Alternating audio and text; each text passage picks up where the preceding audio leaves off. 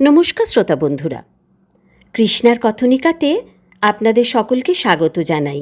আমি কৃষ্ণা। আশা করি পুজো সবার খুব ভালো কেটেছে। এবার আমার গল্প নিয়ে আসতে অনেকটা দেরি হলো। দেখতে দেখতে আমরা বছরের শেষ অধ্যায়ে চলে এলাম। পুজো পার্বণ কাটিয়ে এখন নতুন একটা বৎসরের অপেক্ষায় আমরা। আপনাদের অনেক ধন্যবাদ আমার পাশে থাকার জন্য। এভাবে পাশে থেকে আমার ছোট্ট প্রয়াস কৃষ্ণার কথনিকাকে এগিয়ে যেতে সাহায্য করবেন এই আশা রাখছি। সবাই খুব ভালো থাকবেন। গল্প পাঠ কেমন লাগছে কমেন্ট করবেন। ভালো লাগলে একটা লাইক, সাবস্ক্রাইব এবং শেয়ার কিন্তু অবশ্যই করতে ভুলবেন না। এবার আসি আজকের গল্পে। গল্পটির প্রধান দুটি উপজীব্য বিষয় হল দুই পিতৃহৃদয়ের এক অকৃত্রিম বাৎসল্য রস, যা আমাদের উচ্ছ্বসিত করে, এবং দুই অসমবয়সী মানুষের মধ্যে এক মধুর সখ্যতা, যা আমাদের প্রবলভাবে আকর্ষণ করে। ত্যাগ, ভালোবাসা ও নির্মল চিত্তর এক অপূর্ব মেলবন্ধন রয়েছে কবি রবীন্দ্রনাথ ঠাকুরের এই বিখ্যাত ছোট্ট গল্পটিতে। গল্পের নামটি নিশ্চয়ই আর অজানা নেই। তবু বলি, এই গল্পটি আমার প্রিয়, আপনাদের সকলের প্রিয় কাবুলিওয়ালা। আমার 5 বছরের ছোট মেয়ে মিনি এক দণ্ড কথা না কহিয়া থাকিতে পারে না। পৃথিবীতে জন্মগ্রহণ করিয়া ভাষা শিক্ষা করিতে সে কেবল 1 বৎসর কাল ব্যয় করিয়াছিল। তাহার পর হইতে যতক্ষণ সে জাগিয়া থাকে এক মুহূর্ত মৌনভাবে নষ্ট করে না। তাহার মা অনেক সময় ধমক দিয়া তাহার মুখ বন্ধ করিয়া দেয়, কিন্তু আমি তাহা পারি না।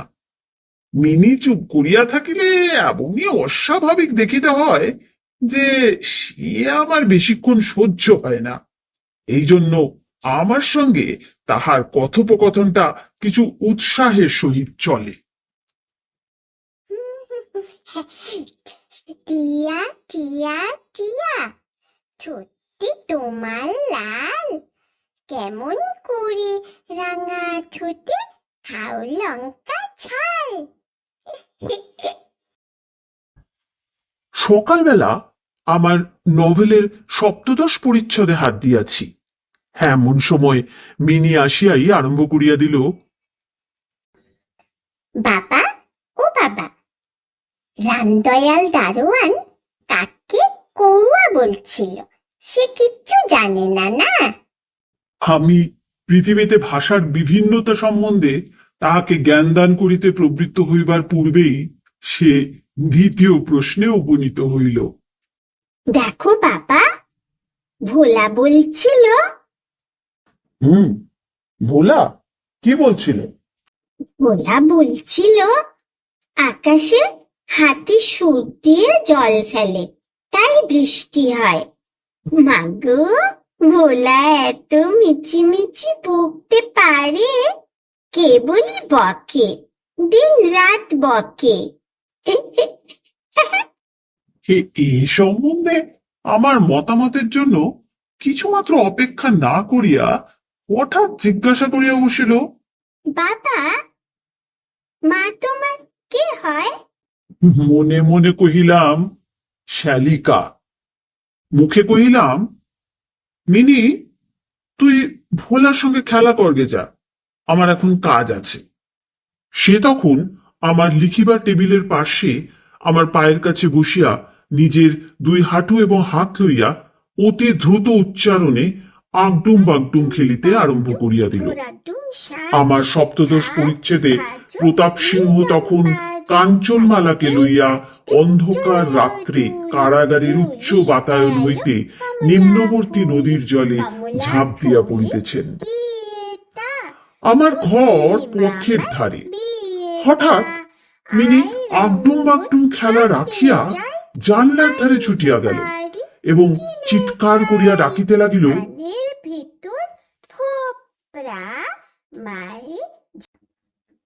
কা কাবুলিওয়ালা, ও কাবুলিওয়ালা।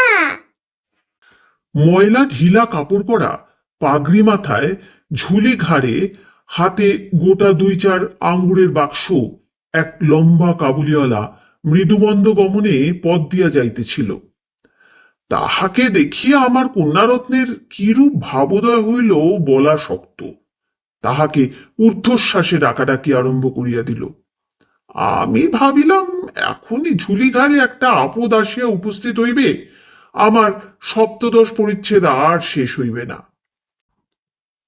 কিন্তু মিনির চিৎকারে যেমনই কাবুলিওয়ালা হাসিয়া মুখ ফিরাইল এবং আমাদের বাড়ির দিকে আসিতে লাগিল, অমনি সে ঊর্ধ্বশ্বাসে অন্তঃপুরে দৌড় দিল।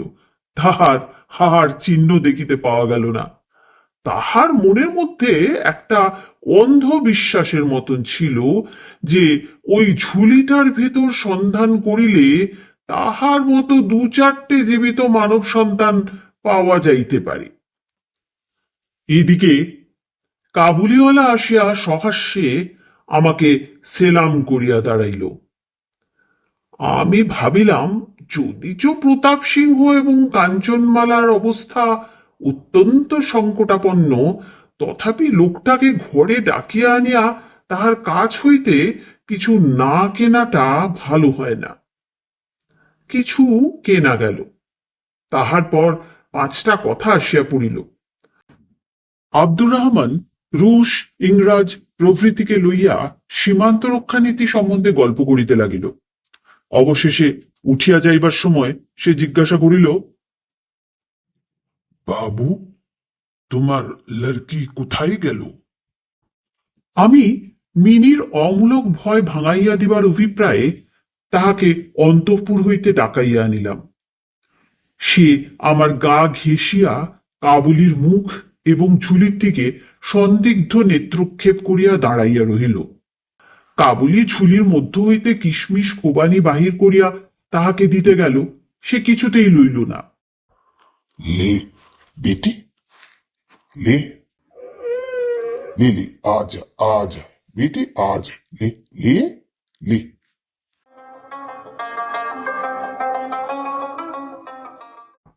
কিছুদিন পরে একদিন সকালবেলা আবশ্যকবশত বাড়ি হইতে বাহির হইবার সময় দেখি আমার দুহিতাটি দ্বারের সমীপস্থ বেঞ্চের ওপর বসিয়া অনর্গল কথা কহিয়া যাইতেছে এবং কাবুলিওয়ালা তাহার পদতলে বসিয়া সহাস্য মুখে শুনিতেছে এবং মধ্যে মধ্যে প্রসঙ্গক্রমে নিজের মতামত দোআঁশলা বাংলায় ব্যক্ত করিতেছে। মিনির পঞ্চবর্ষীয় জীবনের অভিজ্ঞতায় বাবা ছাড়া এমন ধৈর্যবান শ্রোতা সে কখনোই পায় নাই। আবার দেখি তাহার ক্ষুদ্র আঁচল বাদাম কিশমিশে পরিপূর্ণ। আমি কাবুলিওয়ালাকে কহিলাম, উহাকে এসব কেন দিয়াছ? অমনা দিও না বলিয়া পকেট হইতে একটা আধুলি লইয়া তাহাকে দিলাম। সে অসংকোচে আধুলি গ্রহণ করিয়া ঝুলিতে পড়িল।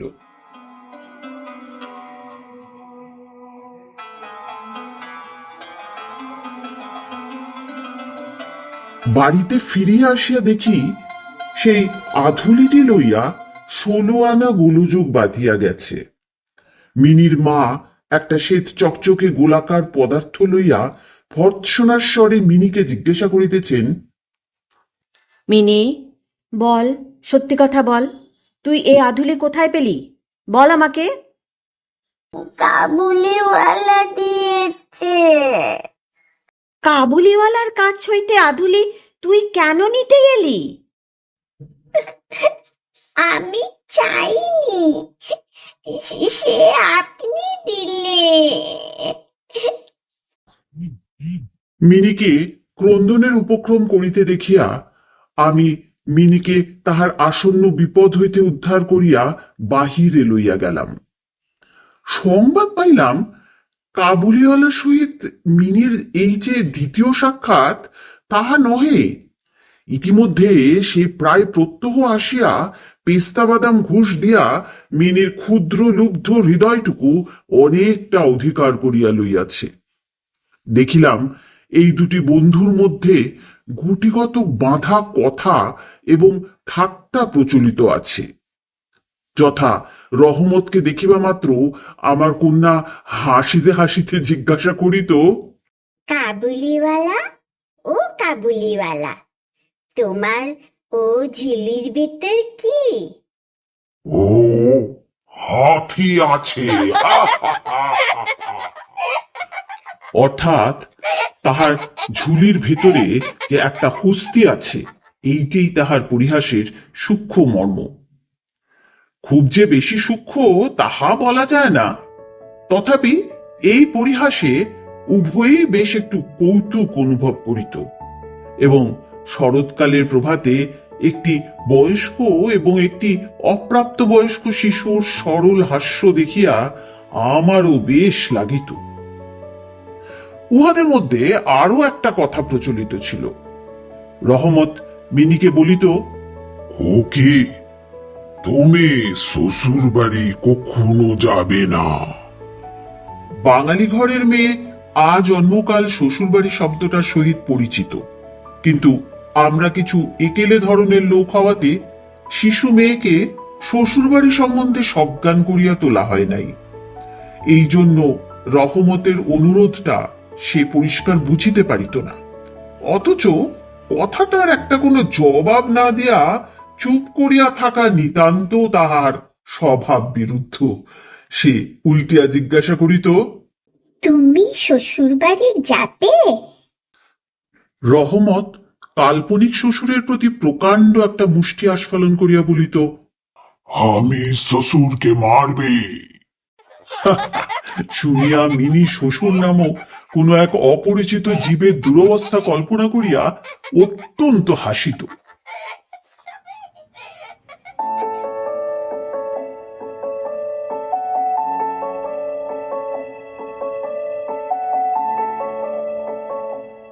এখন শুভ্র শরৎকাল।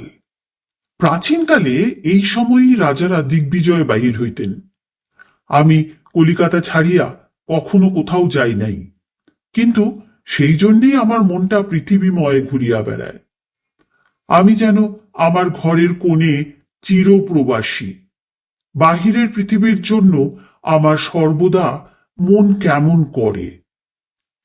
একটা বিদেশের নাম শুনিলেই অমনি আমার চিত্ত ছুটিয়া যায়।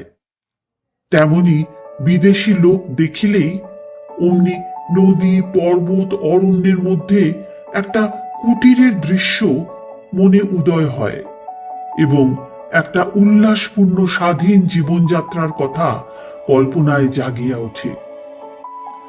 এদিকে আবার আমি এমনই উদ্ভিজ প্রকৃতি যে আমার কোনটুকু ছাড়িয়া একবার বাহির হইতে গেলে মাথায় বজ্রাঘাত হয়।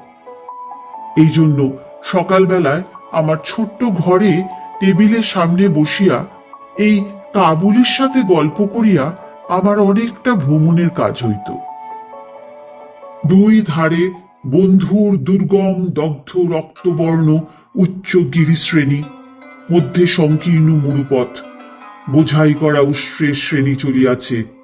পাগড়ি পরা বণিক ও পথিকেরা কেহ বা উটের পরে, কেহ বা পদব্রজে, কাহারো হাতে বর্ষা, কাহারো হাতে সেকেলে চকমকি ঠোকা বন্দুক। কাবুলি মেঘ মন্দ্রস্বরে ভাঙা বাংলায় স্বদেশের গল্প করিত, আর এই ছবি আমার চোখের সম্মুখ দিয়া চলিয়া যাইত।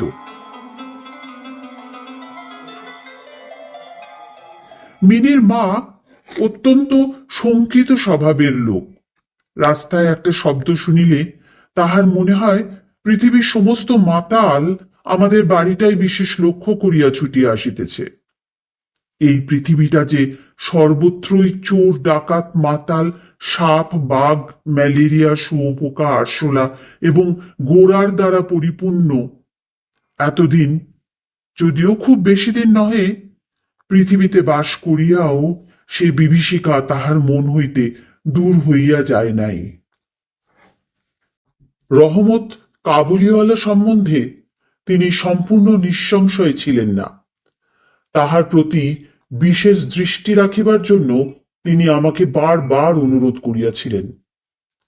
আমি তাহার সন্দেহ হাসিয়া উড়াইয়া দিবার চেষ্টা করিলে তিনি পর্যায়ক্রমে আমাকে গুটিগত প্রশ্ন করিলেন। কখনো কি কাহারও ছেলে চুরি যায় না? কাবুল দেশে কি দাস ব্যবসা প্রচলিত নাই? একজন প্রকাণ্ড কাবুলির পক্ষে একটি ছোট ছেলে চুরি করিয়া লইয়া যাওয়া কি একেবারেই অসম্ভব? আমাকে মানিতে হইল। ব্যাপারটা যে অসম্ভব তা নয়, কিন্তু অবিশ্বাস্য। বিশ্বাস করিবার শক্তি সকলের সমান নহে, এই জন্য আমার স্ত্রীর মনে ভয় রহিয়াই গেল। কিন্তু তাই বলিয়া বিনা দোষে রহমতকে আমাদের বাড়িতে আসিতে নিষেধ করিতে পারিলাম না। প্রতি বৎসর মাঘ মাসের মাঝামাঝি রহমত দেশে চলিয়া যায়। এই সময়টা সমস্ত পাওনার টাকা আদায় করিবার জন্য সে বড় ব্যস্ত থাকে। বাড়ি বাড়ি ফিরিতে হয়, কিন্তু তবু একবার মিনিকে দর্শন দিয়া যায়। দেখিলে বাস্তবিক মনে হয় উভয়ের মধ্যে যেন একটা ষড়যন্ত্র চলিতেছে। সকালে যেদিন আসিতে পারে না, সেদিন দেখি সন্ধ্যার সময় আসিয়াছে। অন্ধকারে ঘরের কোণে সেই ঢিলে ঢালা জামা পায়জামা পরা সেই ঝোলাঝুলিওয়ালা লম্বা লোকটাকে দেখিলে বাস্তবিক মনের মধ্যে ভেতরে একটা আশঙ্কা উপস্থিত হয়। কিন্তু যখন দেখি মিনি কাবুলিওয়ালা ও কাবুলিওয়ালা করিয়া হাসিতে হাসিতে ছুটিয়া আসে এবং দুই অসমবয়সী বন্ধুর মধ্যে পুরাতন সরল পরিহাস চলিতে থাকে, তখন সমস্ত হৃদয় প্রসন্ন হইয়া ওঠে। একদিন সকালে আমার ছোট্ট ঘরে বসিয়া প্রুফশিট সংশোধন করিতেছি। বিদায় লইবার পূর্বে আজ 2-3 দিন ধরিয়া শীতটা খুব কনকনে হইয়া উঠিয়াছে। চারিদিকে একেবারে হিহিকার পড়িয়া গেছে। জানলা ভেদ করিয়া সকালের রৌদ্রটি টেবিলের নিচে আমার পায়ের উপর আসিয়া পড়িয়াছে। সেই উত্তাপটুকু বেশ মধুর বোধ হইতেছে। বেলা বোধ করি 8টা হইবে। মাথায় গলাবন্ধ জড়ানো উষাচরণগণ প্রাতঃভ্রমণ সমাধা করিয়া প্রায় সকলে ঘরে ফিরিয়া আসিয়াছে। এমন সময় রাস্তায় ভারী একটা গোল শোনা গেল। চাহিয়া দেখি আমাদের রহমতকে 2 পাহাড়ওয়ালা বাঁধিয়া লইয়া আসিতেছে। তাহার পশ্চাতে কৌতূহলী ছেলের দল চলিয়াছে। রহমতের গাত্রবস্ত্রে রক্ত চিহ্ন এবং একজন পাহাড়াওয়ালার হাতে রক্তাক্ত ছোড়া। আমি দ্বারের বাহিরে গিয়া পাহাড়ওয়ালাকে দাঁড় করাইলাম। জিজ্ঞাসা করিলাম, ব্যাপারটা কি? কিয়দংশ তাহার কাছে, কিয়দংশ রহমতের কাছে শুনিয়া জানিলাম যে আমাদের প্রতিবেশী একজন লোক রামপুরি চাদরের জন্য রহমতের কাছে কিঞ্চিত ধারিত। মিথ্যাপূর্বক সেই দেনা সে অস্বীকার করে এবং তাহাই লইয়া বচসা করিতে করিতে রহমত তাহাকে এক ছুরি বসাইয়া দিয়াছে। ও বদমাস আছে। রহমত সেই মিথ্যাবাদীর উদ্দেশ্যে নানা রূপ অশ্রাব্য গালি দিতেছে। এমন সময় মিনি ঘর হইতে বাহির হইয়া আসিল। ভালো করেছি, বেশ করেছি। কাবুলিওয়ালা, ও কাবুলিওয়ালা। রহমতের মুখ মুহূর্তের মধ্যে কৌতুক হাস্যে প্রফুল্ল হইয়া উঠিল। তাহার স্কন্ধে আজ ঝুলি ছিল না, সুতরাং ঝুলি সম্বন্ধে তাহাদের অভ্যস্ত আলোচনা হইতে পারিল না। মিনি একেবারেই তাহাকে জিজ্ঞাসা করিল, তুমি শ্বশুর বাড়ি যাবে? খুকি সেখানেই যাচ্ছে। দেখিল উত্তরটা মিনির হাস্যজনক হইল না। তখন হাত দেখাইয়া বলিল, হে খোকি, শ্বশুরাকে মারিতাম, কিন্তু কি করবে, এই দেখো হাত বাঁধা। এই চল চল, অনেক কথা বলেছিস, এবার চল চল শ্বশুর বাড়ি চল চল।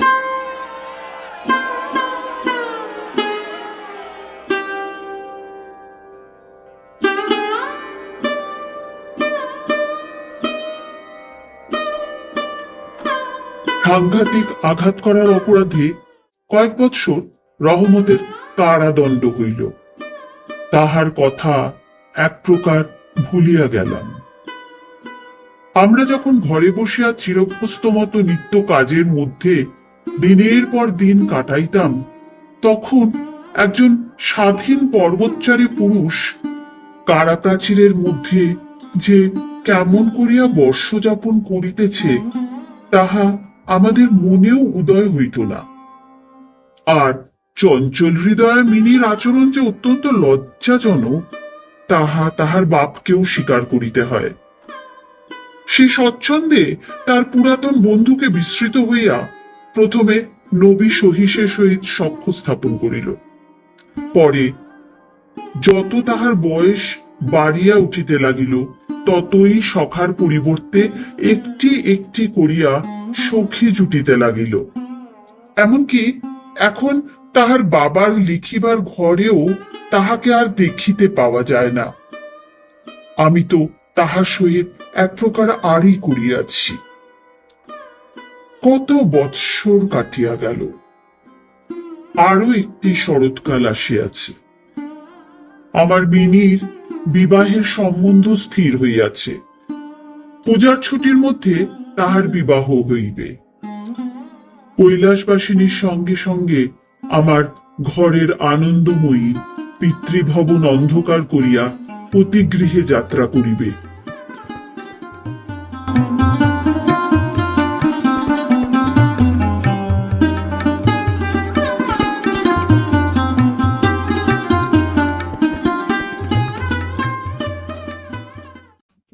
প্রভাতটি অতি সুন্দর হইয়া উদয় হইয়াছে। বর্ষার পরে এই শরতের নতুন ধৌত রৌদ্র যেন সোহাগায় গলানো নির্মল সোনার মতো রং ধরিয়াছে। এমনকি কলিকাতার গলির ভিতরকার ইষ্টক জর্জর অপরিচ্ছন্ন ঘেঁষাঘেঁষি বাড়িগুলোর উপরেও এই রৌদ্রর আভা একটি অপরূপ লাবণ্য বিস্তার করিয়াছে। আমার ঘরে আজ রাত্রি শেষ হইতে না হইতে সানাই বাজিতেছে।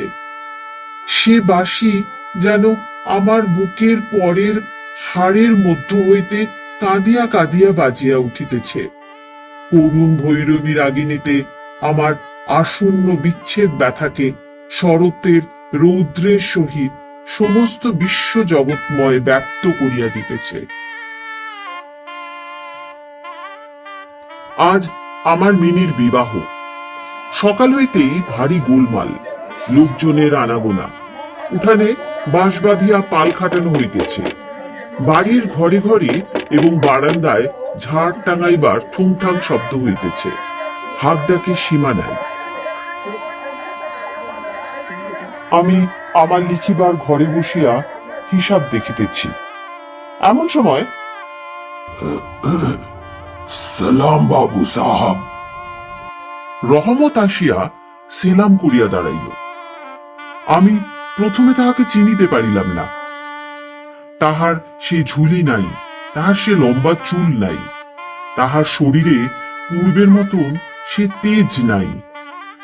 অবশেষে তাহার হাসি দেখিয়া তাহাকে চিনিলাম। কহিলাম, কিরে রহমত, কবে আসিলি?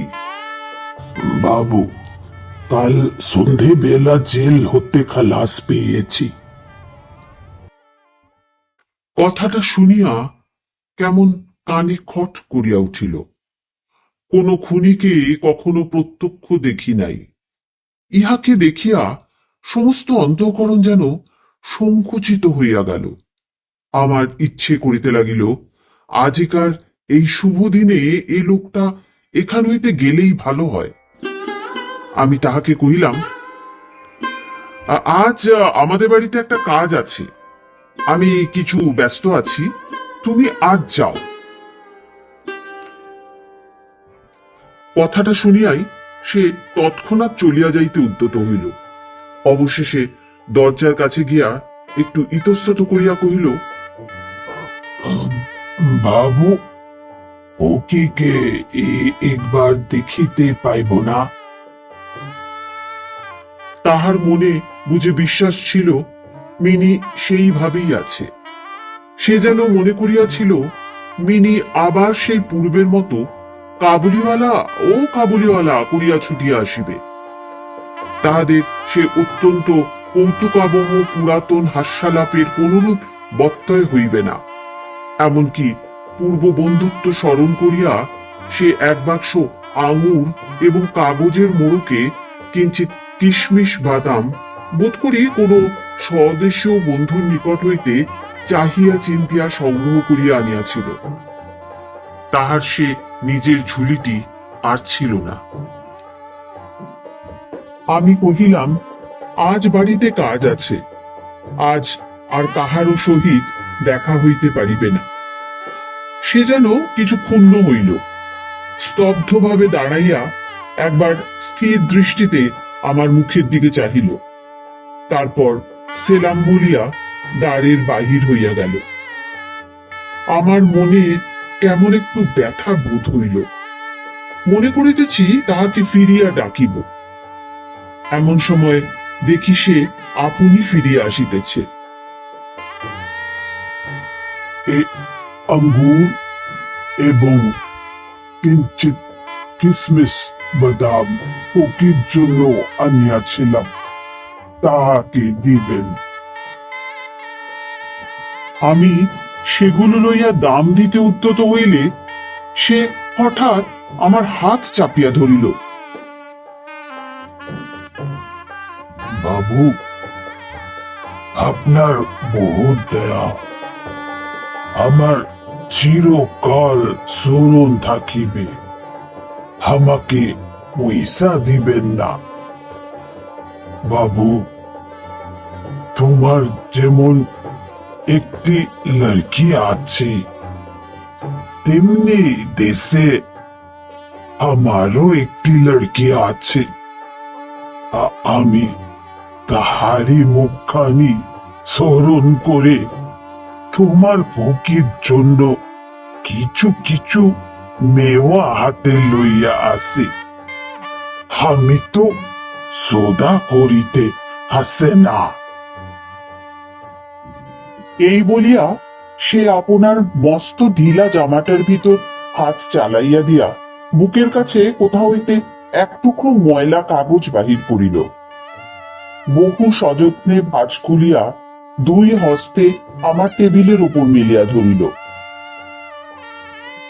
দেখিলাম কাগজের উপর একটি ছোট হাতির ছাপ, ফটোগ্রাফ নহে, তেলের ছবিও নহে। হাতে খানিকটা ভূষা মাখাইয়া কাগজের উপরে তাহার চিহ্ন ধরিয়া লইয়াছে।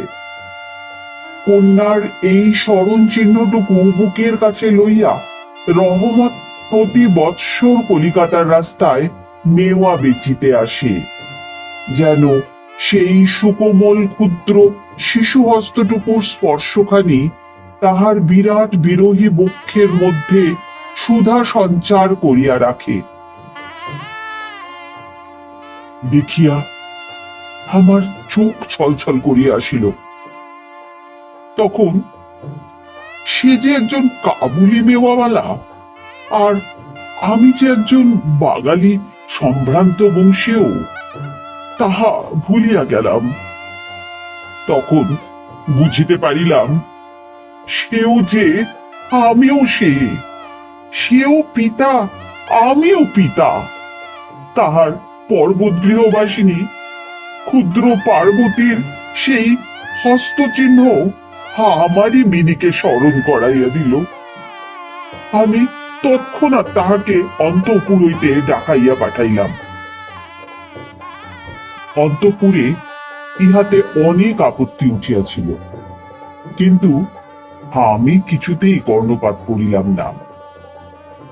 রাঙা চেলি পড়া, কপালে চন্দন আঁকা বধূবেশিনী মিনি সলজ্জভাবে আমার কাছে আসিয়া দাঁড়াইল। তাহাকে দেখিয়া কাবুলিওয়ালা প্রথমটা থতমত খাইয়া গেল। তাহাদের পুরাতন আলাপ জমাইতে পারিল না। অবশেষে হাসিয়া কহিল,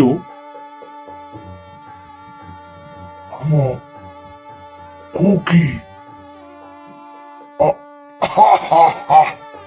খুকি, তুমি শ্বশুর বাড়ি যাবেস? মিনি এখন শ্বশুর বাড়ির অর্থ বুঝি। এখন আর সে পূর্বের মতো উত্তর দিতে পারিল না। রহমতের প্রশ্ন শুনিয়া লজ্জায় আরক্ত হইয়া মুখ ফিরাইয়া দাঁড়াইল। কাবুলিওয়ালার সহিত মিনির যেদিন প্রথম সাক্ষাৎ হইয়াছিল, আমার সেই দিনের কথা মনে পড়িল। মনটা কেমন ব্যথিত হইয়া উঠিল। মিনি চলিয়া গেলে একটা গভীর দীর্ঘ নিঃশ্বাস ফেলিয়া রহমত মাটিতে বসিয়া পড়িল। সে হঠাৎ স্পষ্ট বুঝিতে পারিল, তাহার মেয়েটিও ইতিমধ্যে এইরূপ বড় হইয়াছে। তাহার সঙ্গেও আবার নতুন আলাপ করিতে হইবে।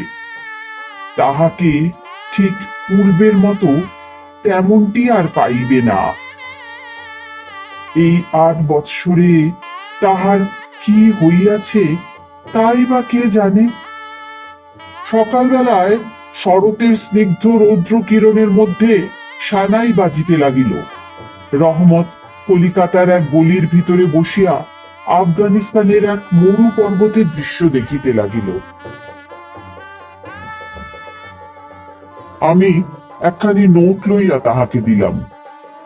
বলিলাম, রহমত, তুমি দেশে তোমার মেয়ের কাছে ফিরিয়া যাও। তোমাদের মিলন সুখে আমার মিনির কল্যাণ হোক। বাবু, আমার লড়কি ভি তো এত বড় হয়েছে, সে আমার চিনবে তো।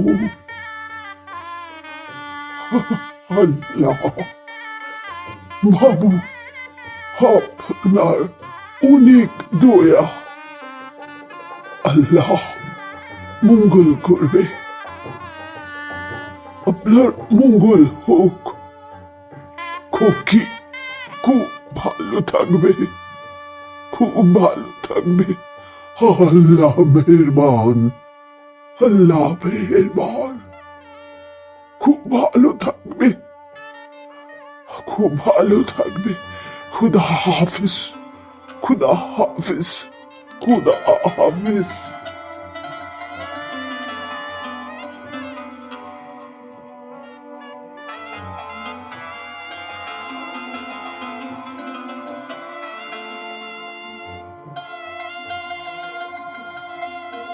এই টাকাটা দান করিয়া হিসাব হইতে উৎসবের সমারোহের দুটো একটা অঙ্গ ছাটিয়া দিতে হইল।